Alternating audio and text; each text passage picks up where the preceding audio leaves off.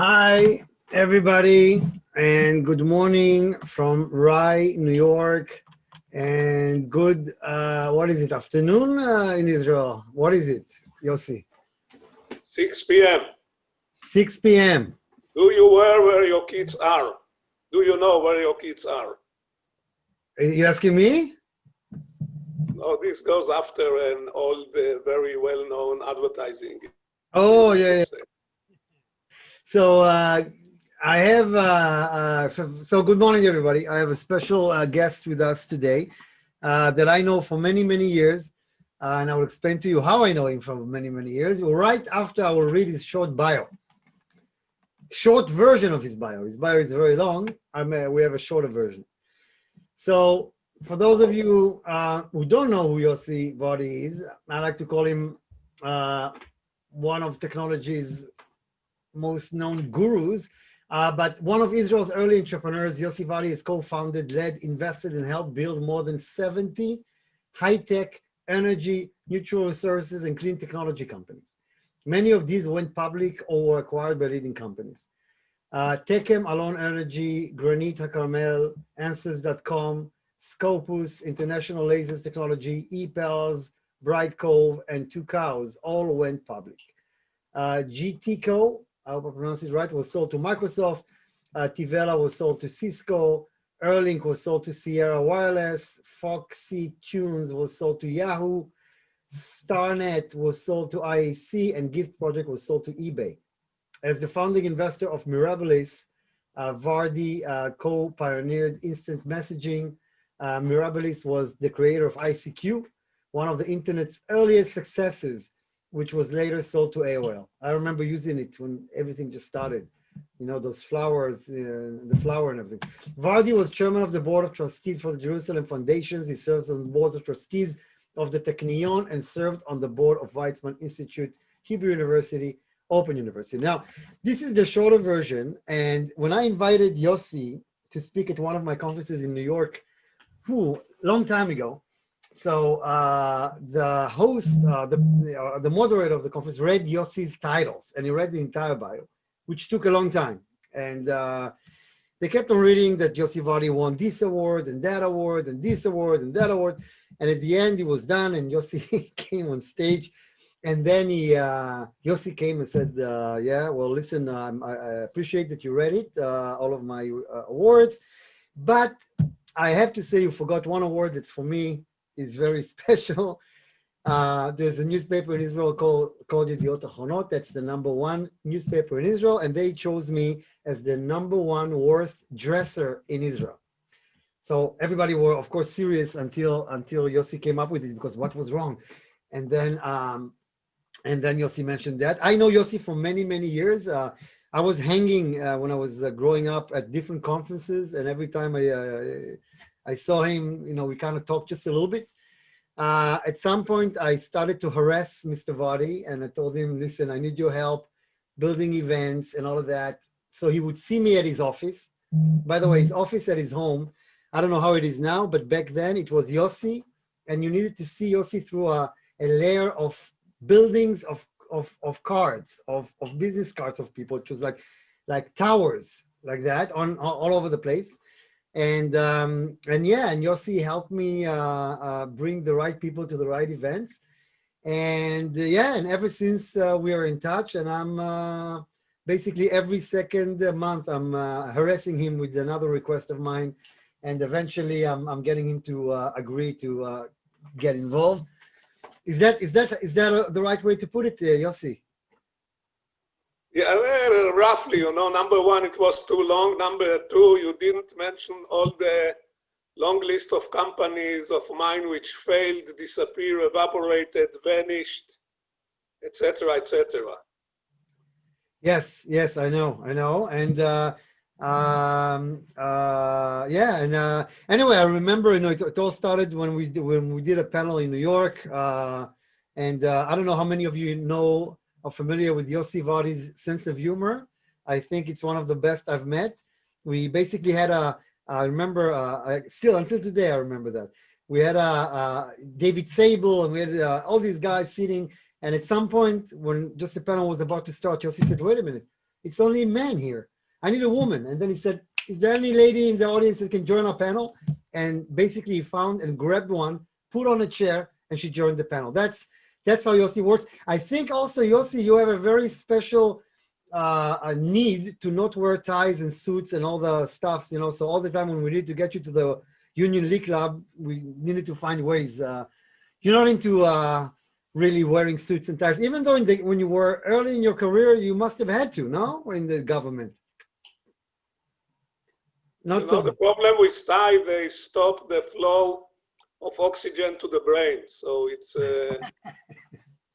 really not a very productive piece of cloth. Yeah. So Danny, it looked to me you are becoming old. You know, you begin to list your memoirs. You know, why don't we move into the topic on hand? Yeah, you're right. I'm getting old, but let's see you with 5 kids at home running around the place with COVID. But yeah, I am getting old. So Yossi, I wanted to start, you know, with basically stories a little bit that I'm not sure people ask you enough about your early childhood. First of all, you know, how you became, first of all, today one of the main people in technology, but maybe how it started. I mean, could you share with me, you know, a little bit about where you grew up, how you grew up, or siblings, what they do, stuff that you never, I don't think I ever heard you share. So. Okay, I hope it's of any interest to the audience, which I'm not sure about it. If you guys think we are wasting your time, just post it at the chat addressed to everybody so we know that we are on the wrong track. Nevertheless, I'm a product of the Second World War, and I guess my childhood reflected. I was born in 1942. The state of Israel, I'm talking to you from Tel Aviv, not from Rye, New York. The state of Israel was created in 1948. I was 6 years old. I still remember the dances of the people on the 29th of November 1947, after the announcement of the creation of the state in the UN. Everybody was sitting next to the radio to hear the famous voting, and when the creation of the state was approved by the UN, everybody burst into the street.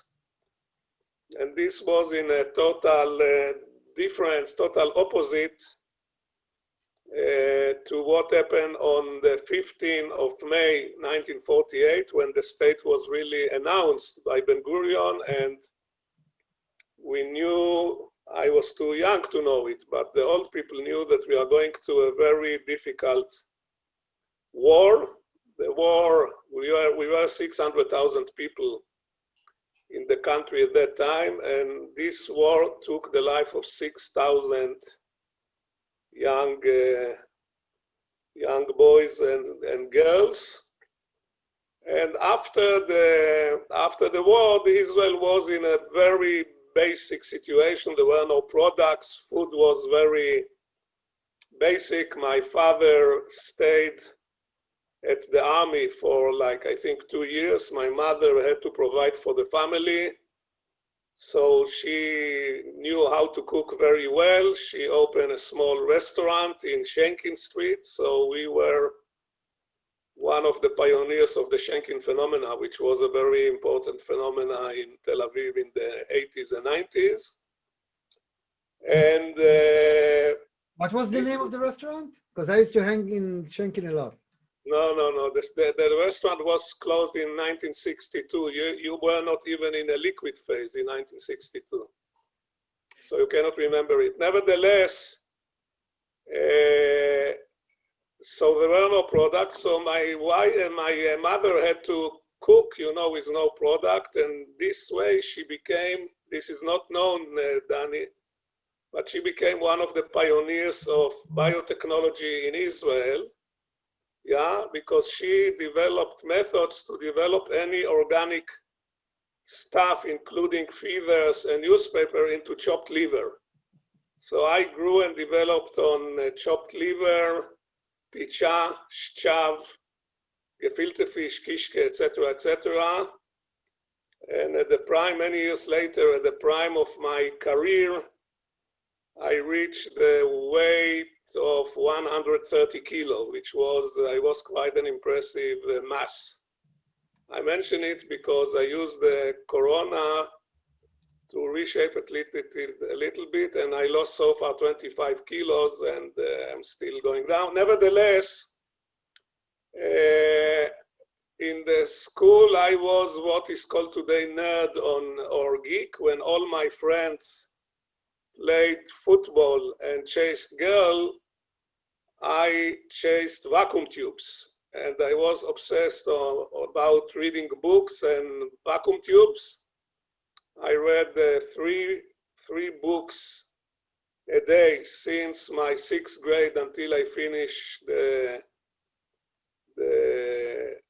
high school. I used to go to the library, take 3 books, bring it tomorrow, and my world went around these books and around the vacuum tube, and I couldn't understand why all my friends are so stupid to chase girls, while in vacuum tubes you have a much bigger selection. Took me a number of years to realize maybe they understood something which I didn't. Also, I had an obsession to take things, to turn them into parts, to disassemble everything and then to try to assemble it. The result was that all my friends, my childhood friends, had bags with pieces of telescopes, watches, clocks, instrument that I was very good in disassembly, but I couldn't assemble them back, and this became quite a nuisance. Nevertheless, after high school, I went to the technical school of the Air Force to learn electronics, and there I really bloomed. It was like getting into the promised land. There were so many kinds of vacuum tubes there. It was like amazing, every color, every size. It was the heaven of vacuum tubes. One thing led to another. After like 2 years, I found my current wife, who was serving in that camp also. As you know, the Israeli Defense Forces is the biggest matchmaker in the world. What can I tell you more? My family was very much followers of the Jabotinsky movement. But my wife came from a kibbutz, and through a very systematic effort, relentless effort, she moved me on the political spectrum from the right side to the left side.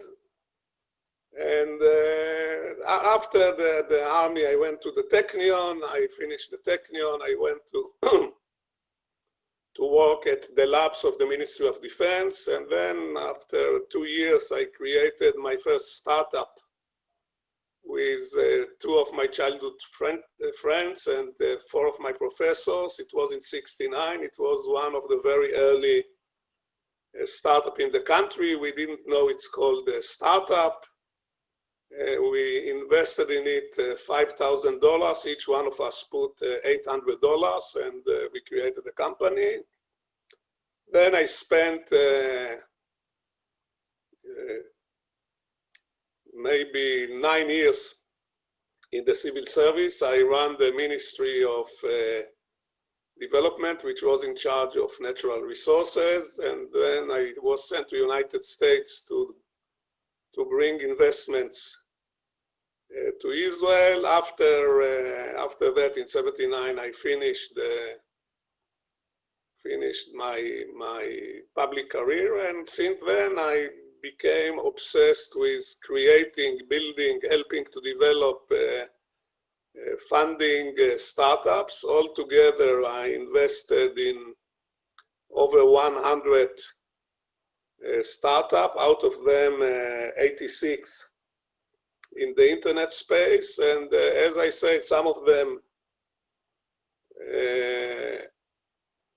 did well. Few of them did exceptionally well, which brought me fame and economic comfort, which is a clean way to say that I made some money in the process.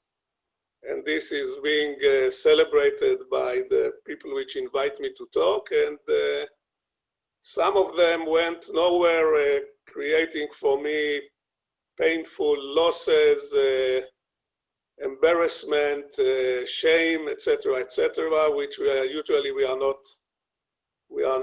expending on it. And in recent years, I became kind of very involved, and I enjoyed a lot helping the young.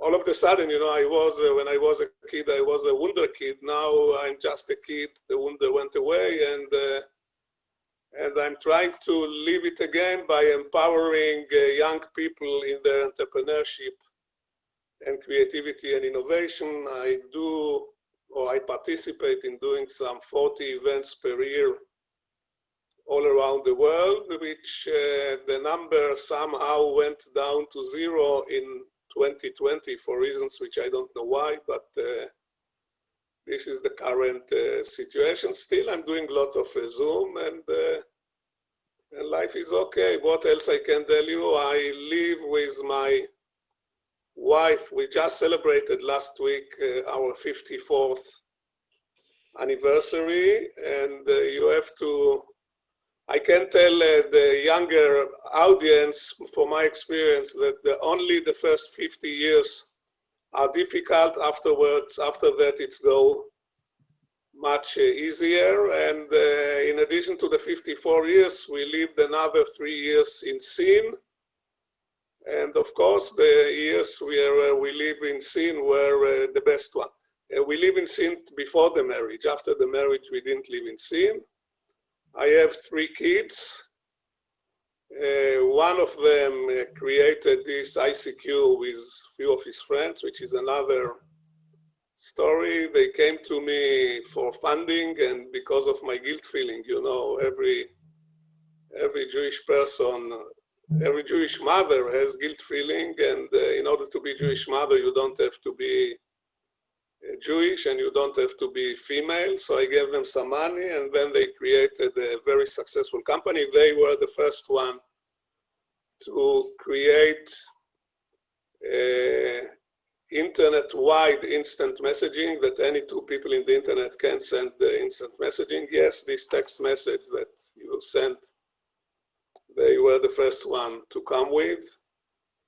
And AOL came and bought us, and since the exit was quite successful, all of us became overnight very smart, tall, blonde, blue eyes, and we are invited to speak on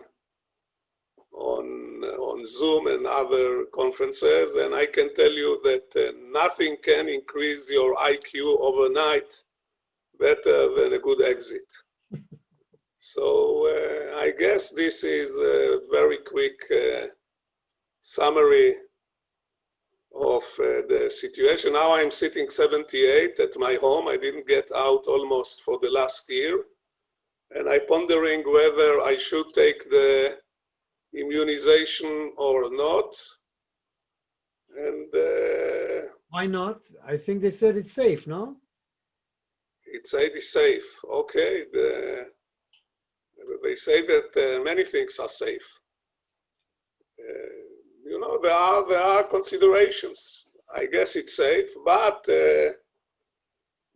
you want me to begin to share with all your audience my doubts? I don't think that they are interested. I will give you one. Of course.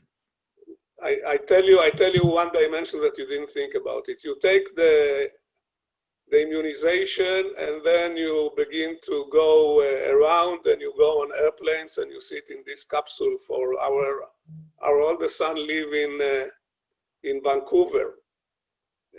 We came back from Vancouver on the 13th of September 2019, which means we didn't see them for 1 year and 2 days. So you go 16 hours on the plane, and you have vaccination, but you still have 5% chance of catching something bad. You reduce your natural This is the top result. careness. You know, I'm talking, and this piece of equipment is listening to what I say and begin to give comments. You know, it's really ridiculous. I have to close it. I don't know. You know, they teach you how to turn it on, but they don't teach you how to turn it off. I don't know. It began to search, something I said, it began to search. So it's not a trivial look. This whole pandemic is not trivial, and the solutions are also not trivial, and the amount of unknown is very, very high, and I recommend everybody the terrific book of Nassim Taleb. Actually, all his books are wonderful, but all of us by now know about the Black Swan, so I guess I will take it, but to tell you that, you know, before there will be a year or two, I don't think we will know for sure what does it entail. I don't know if you remember, last time we had bombings in Israel, you and I met, because we were the only ones crazy enough to meet. Your schedule became very flexible, which I took advantage of, and I came to meet you in your house. People, if you remember, were hiding in shelters. So I think that was a little bit more dangerous than the 5% you're talking about, in a way. You remember that? We were the only ones to meet during bombings in Tel Aviv. I remember, you know, before they got to the shelter, here I will give you an example. You know, the government said you should stay in the high floors and you should seal the windows with plastic sheets. And I told my wife that I think this is a good advice if you are a strawberry. You know, for strawberries to be under plastic sheet, it was very good. I told my wife, we will wait for the first attack and we will see what the warhead has. If it has chemicals, we will stay up. If it has explosive, we will go to the shelter. So like in the first week when everybody was at the top floor, impersonating strawberry, I was in the shelter. At the end of the day, you know, more people died from running to the shelter than from these warheads. But before you see the phenomena, you don't have any data, so you don't. It's just speculations. So yes, now we have a lot of science and we can speculate based on science, but I want to see in my own eyes what's going on and then draw my own conclusions. Maybe right, maybe wrong. And just before we leave your family, what about siblings? I never asked you about that. Your siblings, what are they? My siblings, I have 3 of them. Arik, the oldest one, is the guy who co-created ICQ, and they have another 2, and they live in Tel Aviv. And I have also, I think, 5 grandchildren, at least those I know. There are 5, and 3 daughters and 2 sons, and not that I'm not objective, but they are really the smartest grandchildren in the world. You know what is the Jewish paradox? The Jewish paradox is that the mother of the wife says, how come that this idiot who took my wonderful daughter away, this no good, useless guy, who is very stupid, is the father of the smartest grandchild in the world. This is the Jewish paradox. And how did you raise your kids? I mean, you said you were a geek. How did I raise them? I raised them by going to the, you know, my oldest son was born when I was 1 year after creating my startup. And my middle son was born when I was running the Ministry of Development. And my young son was born in the United States when I worked for the Ministry of Finance. Nevertheless, I was very busy. I raised them by going to the office like 7 o'clock in the morning and getting back home at 12 o'clock by night. So I cannot say that I raised them. My wife raised them, I guess, for the two of us. Wow. And then ICQ. How did that? By the way, for that reason, when I say to them something, they let me understand that I'm very stupid and I better shut up. When my wife tells them something and they are like two heads higher than my wife, when she just whispered, the three of them who are 46, 48, and 50 are jumping and do whatever she tells them. You know, it's really very humiliating. And it seems to me like they have way more time with their kids than you had with yours, right? I mean, they were lucky enough to be... Not only that true, but also they are not missing any opportunity to shove it to me, to remind me for that fact.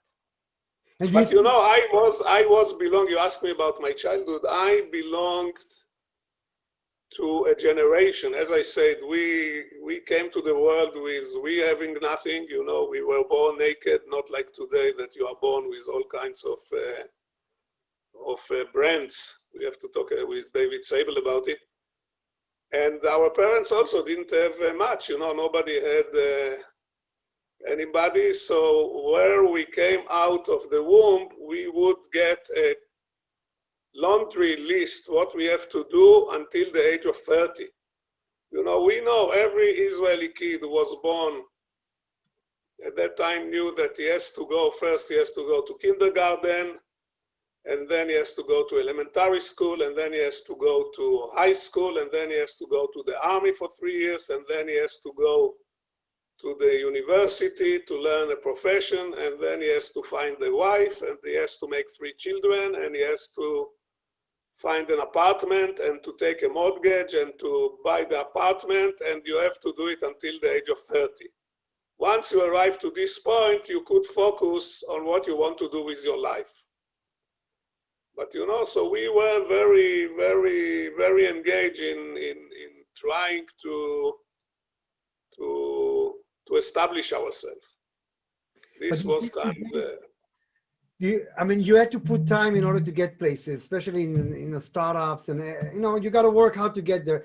Somehow today's generation can allow itself to work not as hard as it was 30 years ago in order to build your own startup and compete and everything. Do you think people are more, I don't know, they would stop working because of their kids and go back at night, things that people would never do 30 years ago? And still, I can tell you the following, you know, it's very interesting what you are asking. You know, in one hand, the culture, which I think the most important thing, the driving force of society, of community, of people, is the culture. You know, the culture is the prime mover, and the culture, you inherit it, you absorb it at your home. You know, when you are a kid, you are exposed to your parents 24/7, and they make comments, and they tell you what to do, and they preach to you, but also they talk among themselves, and they just throw some small comment when they see somebody in the university, in the television. They will say a smart guy, not a smart guy. So the culture which is driving Israel and I have a whole theory about the importance of the culture in creating the high-tech phenomena in Israel, which I think it's a result of a culture, not a result of government policy or finance or whatever. These things are important, but they're not the driving thing. So the culture on one hand is the same as it was not only 50 years ago, but also 250 years ago. On the other hand, the culture is totally different in the sense that what the Israeli society underwent in the last 30 years created big differences in the behavior. And one of these difference, you look on the young generation, and I compare it to my generation, I see people which are much more relaxed.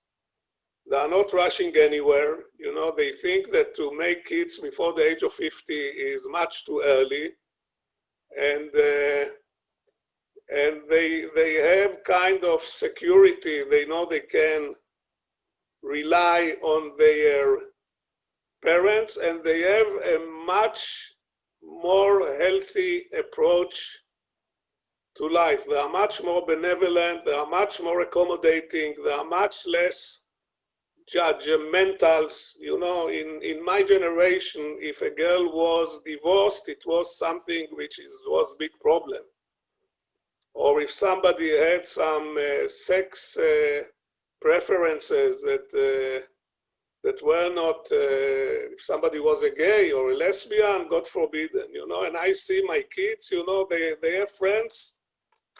You know, in Facebook, they define 17 different kinds of genders. 17. And they couldn't care less, you know, if a guy had some issues, they will accommodate it. They are much more relaxed than we were. By the way, Facebook is totally wrong, of course, because there are not only 17 genders, there are 34 genders, because each gender can also be Jewish or non-Jewish, you know, which is a totally different kind of guilt feelings, etc. So they have to multiply the number of. But today you can reach success. I mean, at the end of the day, you put in the machine time that you need to put in order to succeed if you really want to get there. So today you can, how can you put less time today, have time to jog, have time to be with your kids, all of that, and still get to places that, you know, that's what's a little bit strange. You're saying they're more aware, but at the end of the day, they put less time in the business than you would have. And yet, first of all, I have some news to tell you, which I'm not sure you are aware of. You know, when I wanted to send a letter to my wife, because like when I went, my first time I went to overseas was 1965, when I was 23. While I was student, I went to student exchange.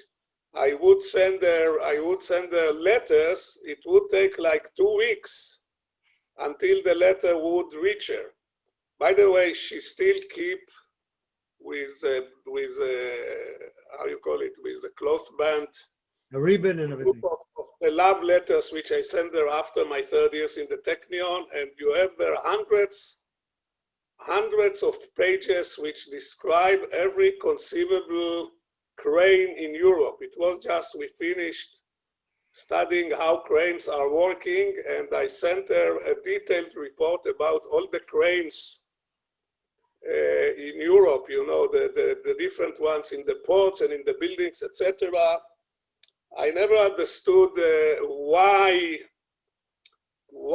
I focused on cranes until I read the theories of Sigmund Freud, and I think that now I have some kind of insight why I was so obsessed by cranes. But nevertheless, today you send the email, the moment you press send, it's already, so it gives you a lot of time, it gives you a lot of bandwidth, it gives you this ability to do concurrent thing. You know, you go to the room of your kid and you look on the screen of his computer, and he has 3 Instagram windows open and 2 WhatsApp and some other 3 screens, and you look at them simultaneously, and YouTube, and you ask him, what are you doing? He say nothing.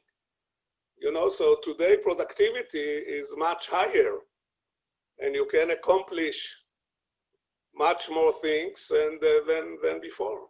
I love the fact that 40 minutes into the interview, I hope I'm asking you questions that other people didn't, because you've been interviewed like every half an hour. And I told you before that I want to go. We spent all the time, and we didn't talk about anything which is relevant to the family office community. And people love it, by the way. I don't know if you see the comments, by the way, because suddenly I didn't see the comments. uh, Look, people will do everything for cheap entertainment, you know. you know what? I'll ask you last question, and then we'll talk technology, because maybe also it's a generation thing, or I don't know what. Again, I don't know how many people know. I've been at your house many times. You told me, and you live in the same house where you lived before you did all these exits. And you told me you drive the same car as one before. And I was like asking, but why? Why don't you enjoy life in that way? I mean, of course, you have other ways to enjoy life and have a pool and a nice, gorgeous house. I have to ask you something. What do you think more enjoyable, to drive Audi 6 or Audi 8 like every other VC in Israel, or to drive my Nissan Maxima 1999 and everybody say this guy is totally crazy? What do you think give you more joy? Got it. Okay. So and also I told you it's not a car, it's a badge. I'm not sure your kids would agree with you about that, but that's your thing. So COVID, you know, how do you see COVID? Well, you started to tell me how it affects your life. How does it affect technology? How do you think it will change technology? And, you know, people talk about the Zoom, how amazing we were, and Facebook and everybody, you can work from home. I think you miss a lot of communication when you work from home. Your kids interrupt you. It's a nightmare. Do you really think people will travel less, not go to conferences as much? First of all, I have to tell you that I decided to work at home at 1986, when I began to see traffic in Tel Aviv rising. I thought at that time it was a congestion, you know, at that time it was like under curfew. And I said, I'm not going to spend every day 2 hours of my life driving to the office and back, and then 20 minutes to look for the parking, and then 10 minutes to walk from the parking to the office. It's not a good way to spend life. And then I decided that I am going to work from home, and I will build my whole modus operandi, mode of operation around it. And I looked for a home which has a special wing, separate wing, which I use as the office. And this, by all means, was one of the smartest decisions that I made in my life. And this was before instant messaging and before Zoom. Today, when COVID came, I slipped into the COVID like seamlessly, you know, it was very good. And I find working from office very disruptive. You know, every time somebody comes to your office, he has an idea, he has an argument, you argue half an hour before lunch where you are going to have lunch, and you are arguing half an hour after lunch where you are going to have lunch tomorrow. And on Sunday or Monday, you spend 2 hours discussing the football or the baseball of Saturday. It totally, really, you know, I'm not going to offices anymore, but when I used to leave my home office and go to an office, productivity went to 5% of my daily productivity. You know, I woke up at 7 o'clock in the morning and I can sit in my office until 2 o'clock in the morning and I feel I'm in home. You know, if you are in an office building at 2 o'clock in the morning, there is one thing you want to do. This is to open the window and jump from the 40th floor. Who want to work alone in a dark building? But you know, everybody is free to do whatever you want. Now people are experienced working from home and they see the advantages and disadvantages. My guess, you ask about the effect of Corona. My guess, the world is not going to be the same. You know, Corona is an inflection point. It will change many things. I have here a file. I have here a whole file where I collect material to the way the world will look after the Corona. And I can guarantee you one thing, that you will see that people will work for 3 days at the home and will go for 2 days to the office. Or maybe they will go to 3 days to the office and work 2 days from home. People begin to appreciate the benefits of working from home and with the communication means that you have today, you know, the video conferencing, the Zoom, the email, the WhatsApp, all the thing, it's not a problem to work from, from home. But some employees you need to manage. You need to be on top of them to see what they do. When you go to the kitchen, people exchange ideas, which you, and again, I suggest, look, this talk have to bring some benefit to your audience. So I would like to make one suggestion that will benefit your audience. For those who didn't see it yet, I highly recommend that as soon as we finish this thing, go to Google. Google is a site on the internet spelled Google, which had some problem today. I don't know, you were sleeping. You were sleeping, but at 6:30 in the morning, New York time, Gmail and YouTube didn't work for about an hour. And I thought this will be the end of civilization, not the COVID, you know, because you couldn't communicate, but the search engine continued to work. So I highly recommend go to Google and search for the Netflix culture deck. And you will get an amazing document of 128 slides where Reid Hastings detailed his view about what should be the culture of a company. And I'm telling you that if one good thing came out of Silicon Valley, it's this document. It's really eye-opener and an amazing thing. And about managing the people, he said the following. I'll give you one example. He say, in Netflix, every employee can take his holiday whenever he wants, and he can spend as much money as he wants, and he write the report, and he get he reimbursed, and nobody check it. And he said, why do we trust the accountants and we don't trust the employees? We should select employees that we can trust them.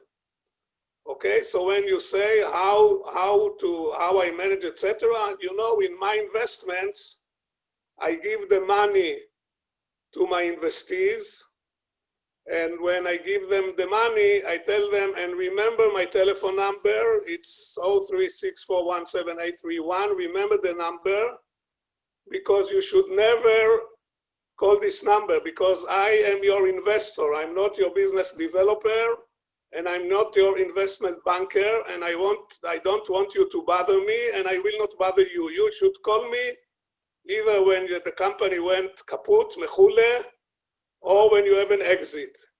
Don't bother me, and I will not bother you. Because in the beginning, you know, when I was a young investor, I thought that I add value to my companies. And what I learned through the years that sometimes I add amazing value, really amazing value. Sometimes I add amazing value, and sometimes I send them to hit their head in the wall so hard that they may go, the whole company will be ruined. You know, so I'm not sure I'm adding value. Maybe I'm adding, maybe I'm not. And then I decided I better take the back seat, and that is. So I don't have to go out in order to manage anything. You know, I have a theory which I'm not, maybe this will be my second best advice to your family office. The best business is a business without customers, without employees, and without need for cash flow. But you cannot reach this kind of business. You can approach it only asymptotically. Okay, so I think you should let the nature to take its own course. What you should do, you should focus very well with whom you go to bed, you know, to whom you are giving the money. This is where, if you are a good investor, this is where your senses are coming into play. How do you do that? You see the I knew that this is the question you are going to ask me. So people ask me, how do you invest? How you select your investments? So in the beginning, when I started, I felt that the ideas, everybody talks about the idea is overrated.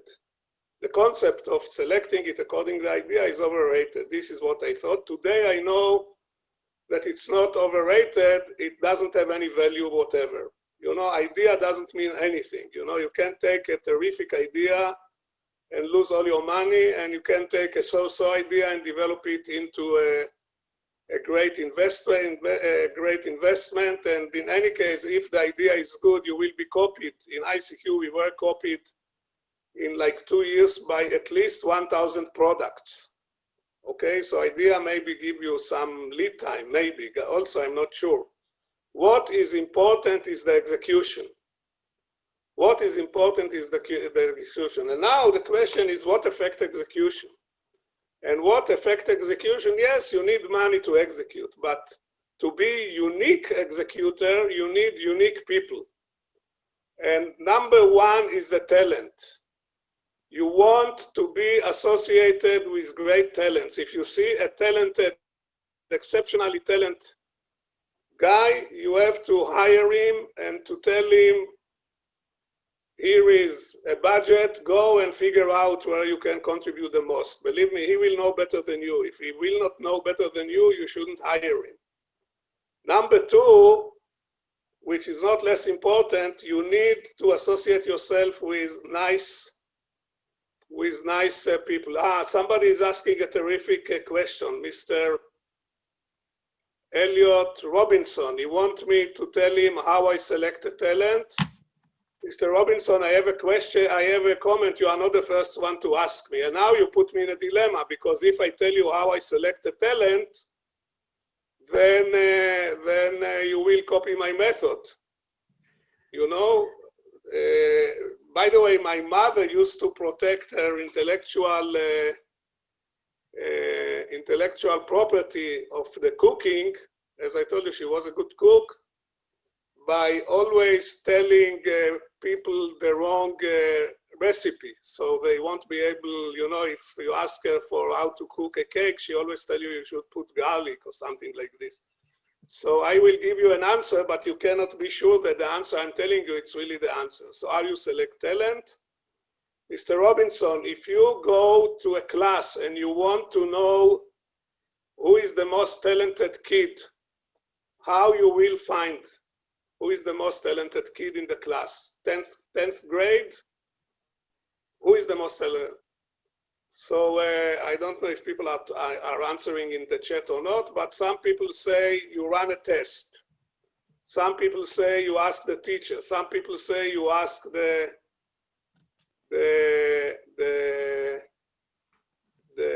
parents. The most nerd. No, it's not the most nerd. I tell you, if you want to know who is the most talented kid in the class, you ask the kids of the class. They know to whom they go if they don't understand something in mathematics. It may be an introvert kid, a very quiet one who never raise his hand, but the kids in the class know that he knows. So you find talent people. I used all my investees, since I invested in 86 companies in the internet, I had about 300 founders, and they acted as my panel to point to me who are the talented kids. And this was a great tool, and they knew that nothing will make me more happy than I get a talented kid. At least in 5 companies I invested over the phone, because I was about to go abroad and I didn't want to miss, and they told me this guy is very talented. So I told him on the phone, I give you some money, and when I come back, we will figure the terms. But talent is not enough. Talent is not enough. My wife told me, Yossi, it's impossible that every kid who come to our home walk away with a check. So I told her, look, we succeeded economically. So if we lose the money, look on it as a scholarship to a talented kid, a fed scholarship, let's call it this way. But who want to give scholarship to assholes? So while you are looking for talented kids, talented investees, stay away from assholes, because assholes will spoil all the joy from the investment, and also they will create problems with the staff. You don't want to invest. You know, investing is kind of a marriage, at least for a while. Sometimes it takes 10 or 12 years. You don't want to deal with assholes. So criteria number 1 is talent. Criteria number 2, no assholes whatsoever. And criteria number 3, which is very important, you want your investees to be enthusiastic, to be passionate, to be committed. You know, you want that the driving force for them will not be the pay, or not only the pay, not only the money they will get in the exit, not only the fame and the recognition, but you want them to be engaged emotionally with what they are doing, you know, that they will love what they are doing. And with nerds and with people in the high tech, you find this thing. And if you invest in these people, you know, these are the kind of people that are not checking out at 5 o'clock and hang their interest on the wall and come to pick it up the next day at 9 o'clock. They take it home. If they have to release a product, they will stay sleeping on the floor in the office. And these are the people which really are affecting change, and I enjoy their company very much. I think we should so do this another. was a long answer to the question how I select where to invest. I think we should do. And yet I lost money in 32 companies. I think we should do another session at some point, Yossi, because I didn't even get to half of my questions, and we have 2 questions from the audience. Just one last from me. What do you think makes Israeli technology that you invest in heavily so exciting? Are we so smart, or are we so stupid to take risks that others wouldn't? Yeah, this really a topic to a whole thing. But I mentioned the culture. I think that the internet or high tech and the Jewish people waited. It's a match which was written in heaven, and they waited 2,000 years to each other. You know, we have, as you know very well, we have a parade of people coming to Israel to look what we are putting in the water that we give to all these kids. So all of them are running and trying to create startups. Some people, I call these trips of governments and investors and private and family office and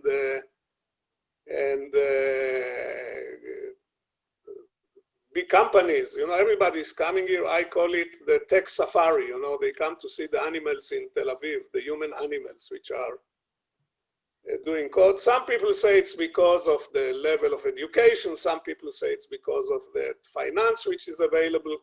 You know, this year we will raise in Israel $10 billion. The whole European market is raising $40 billion. So we represent like 25% of Europe, while population-wise we are less than 3%. Some people say it's the universities, Technion, you know, etc., etc. I suggest that the secret weapon, but the people who are listening to us have to promise me that they are not going to tell it, you know, because then we will leave our advantage. So I will tell it to you in confidence, is that every Israeli boy has a very pushy Jewish mother. And the Jewish mother tell him and this is the effect of the Jewish mother on her son, that she's driving him to accomplish all the things she expected her husband to do when she married her husband, but he failed. So she's trying to live it again through her son. In order to be Jewish mother, you don't have to be Jewish and you don't have to be female. You know, Jewish mother is not a gender. it's not ethnic, it's some kind of a mental disorder.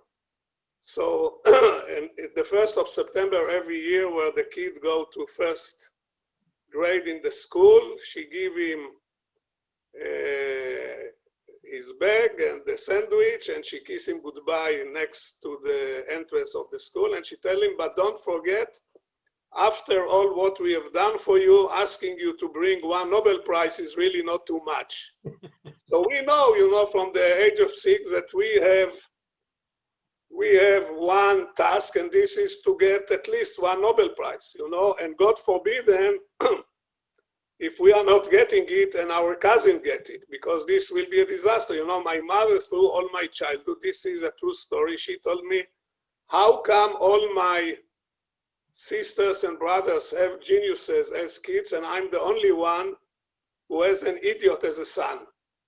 And I told you she was interested in biotechnology. She was also interested in genetics. She told me, I will tell you why you are idiot and they are smart. They are smart because they are not contaminated in the genes of your father. So this is when you grow up this way, you have no alternative, and you have to go and excel and accomplish and do something. She was joking, or she was joking? Or? I tell you, this was a subject to in high school I was a very bad student, like all the legends, because I was not interested in school. I was interested to read my books and to deal with my radios, and to and to go and to build antennas on all the houses in the neighborhood. My brother said that she knew that I'm not an idiot, but she was a very dedicated mother, and she was afraid of the evil eye. So she devoted her life to spread the idea that I'm an idiot against the evil eye. But I'm not sure it was right. At the end, I got my doctorate from the Technion, which of course I went to do it to study to a doctorate title just in order to impress my mother. And once I got the doctorate, my brother went to her and told her, you see, Yossi is not an idiot. He got a doctorate from the Technion. She told him he's not a real doctor. Ilan is the president of Weizmann. This is one cousin. Israel is a professor in Hadassah. Wow. Reuven is a professor in Rafael. Yossi doesn't do research and development. He's not a doctor. He's a Dr. Kaker. So this was her assessment, and I think this kind of thing is kind of the heritage, and you take any idea which empower the Israeli high tech. I can show you that you can see it in former generations in another manifestation of the same idea. That today they talk about nimble and agile. Nimble and agile, if you are McKinsey or you are Deloitte or you are Ernst & Young, you say to the companies, you have to be agile and you have to be nimble, and this will enable you. At the age of 3, all of us played King David against Goliath in the kindergarten. And what is the message of David and Goliath? You have to be nimble and agile, and then you win the big companies. Big deal. We heard about it 3,000 years ago. 3,000 years ago. And you take thing after virtue, I can show you from where it came.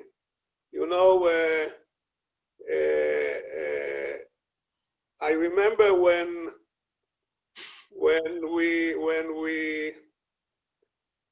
the ICQ deal was announced, I went in a taxi, and the taxi driver identified me because I was featured in the TV, and he told me, since Maccabi won CSKA in Russia.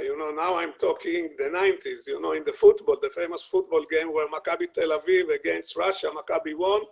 I didn't have so much joy, because a small 4 Israeli kids, which 2 of them never finished high school, and all of them went all the time barefoot with long hair like John Lennon, a big American company, the biggest player in the internet at that time, came to buy them. So everybody in Israel felt identified with it. And this is, again, the nimble, the small against the big. Maybe just one question. I mean, I'm not sure if you invest in this because most of what you do, I think, is internet. But Israel defense capabilities are more advanced than most in the world. What are the future trends in global defense that investors should look at? How do we keep peace in the region through deterrence? Is that something you can address? I will select to answer part of it. With all due respect, I don't think we should keep peace by deterrent or by deterrence only. Luckily, this is part that you didn't mention somehow. I was involved in 4 of the peace negotiations as part of the Israeli delegation. I participated in the talks with the Palestinians, in the multilateral talks which were after Oslo Accord. I participated in 78 in the peace agreement with Egypt. I was part of the delegation. I represented the oil interest.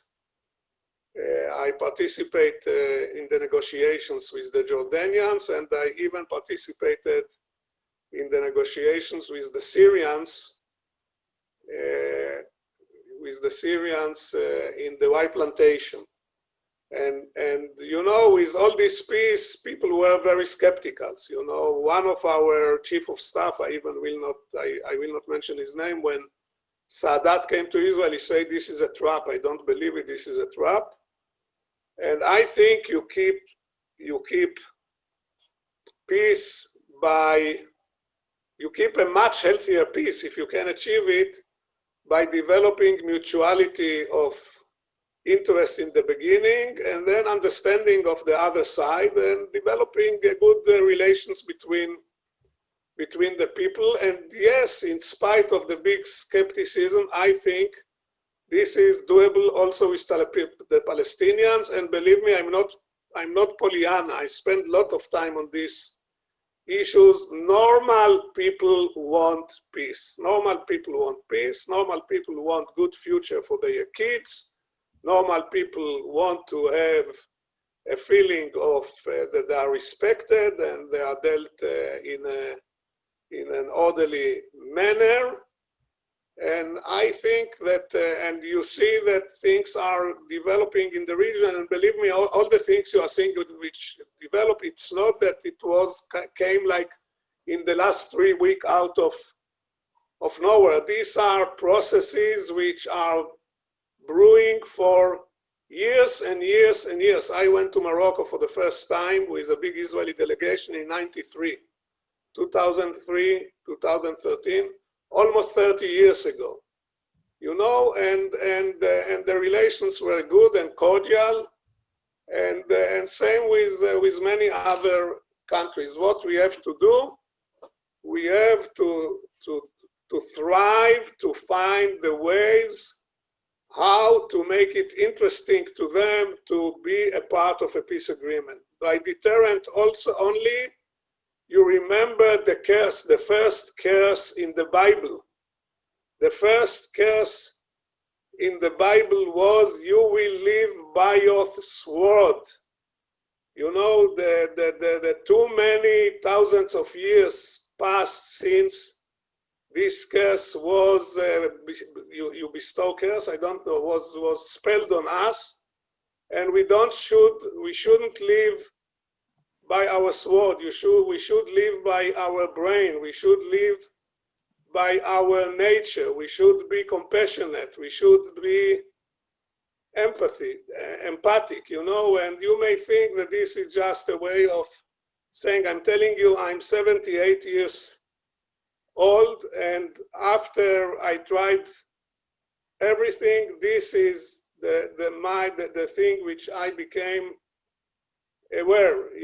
Maybe you should say Vardi was a nice guy, and the older became, the more stupid he became. Maybe this is the situation, but I truly believe that we can have peace in our time, and all the other countries is not the big deal. The big deal is to do it with the Palestinians, and I think it's doable. But we have to change our attitude, and also the Palestinians have to change their attitude.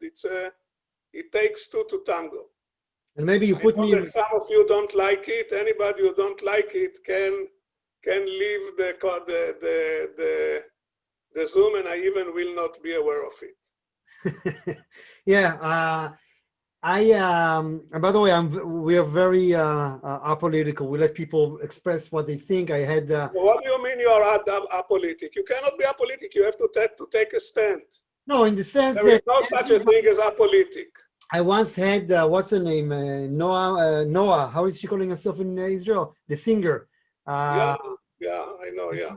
She spoke at one of my events, and a family office wrote me that they will not come to the events anymore because how dare we? So, anybody who don't want to come anymore to the event of Danny Haret is a smart guy. If you were pissed off by what I said, then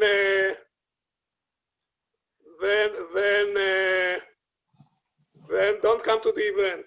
And you put me at a great place to close the discussion, because some of you know that we are working for many months now on our UAE conference. By the way, the Ministry of Economy, I didn't tell you, Yossi, just confirmed to be the patronage of the conference. And I have to tell you, I speak every day with families there, and I speak to amazing people. They're warm and affectionate. They speak English better than most of us. They have education better than most of us. I'm telling you, I love every single call I have with these people, from the government, from the associations to the families. And I see what the Israelis are doing, I see the events going on, they're bombarding them. Like, I don't know if it's this newspaper before that newspaper and that bank before that bank, and they're all taking pictures with galabias and eagles and whatever. And I have a feeling that's not the way to do business. You need to understand their culture, take it easy, take the press away and meet in person. Do you think we're going to mess it up? Or do you think we're going to screw it up, pardon my French? Or we'll actually have a chance now that, I see some aggressive funds, I will not mention names, going over there, explaining to them that they are doing technology, thinking they're going to come back with millions of dollars, and they go back empty-handed. Yeah, please. Danny, I want to make one more comment regarding the corona, which I feel I must say. I spoke on the corona, but I spoke on the corona from the point of view of the haves, not of the haves not. We have to remember that the corona pushed in Israel hundreds of thousands of people. In the United States, I think tens of millions of people under the bus. And the have-not, they got into an even worse situation, which will affect the education of their kids. Because all of us know that the accomplishment of kids depends very much on the economic situation of the parents. So I didn't want to leave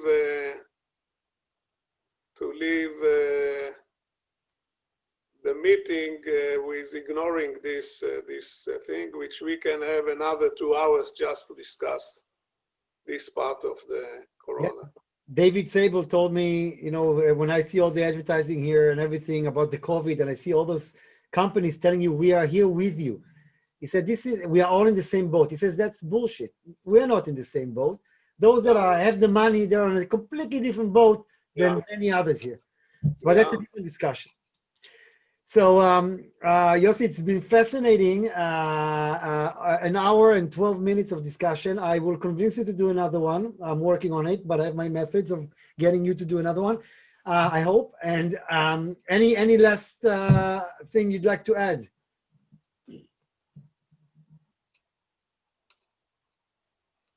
I guess you're reading the comments.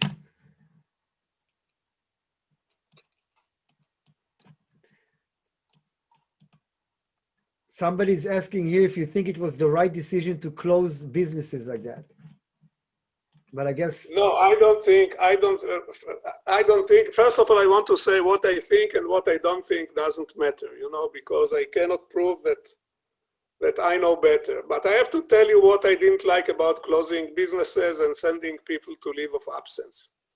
You see, the structure of society that people are employed. When somebody is employed, it's not only that he sells his time and get financial reward for the time he's selling. This is part of the deal, but he belongs to a community. He belongs to a society. He belongs to some entity which has an HR manager who know the people or knows the people which control the people.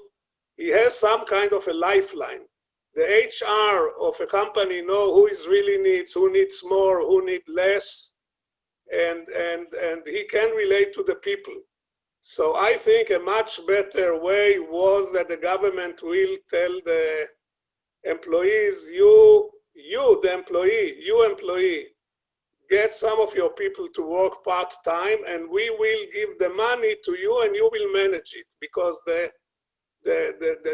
what happened when you fire everybody and send them to the welfare, that everybody is becoming a number. They lose their personality, they lose their identity, while when they are in the corporate environment, somebody can talk to them, they can talk to somebody, you know, they have friends, they can approach their friend, the whole garment of employee was dismembered. You know, everybody became a number, everybody has to go to welfare, stand in line, and this is not a good idea. A much better idea would have been, also getting back to work would have been much easier. You know, work is not a switch, electric switch, you turn it on and you turn it off. To create a job takes a lot of effort. You know, before you hire a person, you have to know that it will create 2-3 years of mutual obligation. You have to know that you have the sources, etc. Once you fire them, they get off or they go to a long time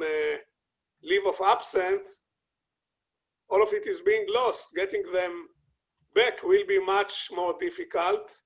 Some employers will decide, you know, to get the ranks tighter. I don't think it was a good idea at all. I think it created a lot of tragedies. I think that most of the normative people don't have any idea what the weaker parts of community is undergoing. Call your local soup kitchen and ask them what is the increase in number of customers they have in your own community, and you will be surprised to hear it. And I want to tell you one thing. These guys, you know, these have-not guys, in addition to whatever they do something for all of us collectively, and this is they are raising the next generation of citizens. They are the ones who are raising, you know, we do it, you know, for fun. We have some kids, you know, like we have pets, you know, we grow 2 kids or 3 kids and we are happy. These guys are raising the next generation of citizens. They are your trustees, whether you like it or not, to build the next generation of your country.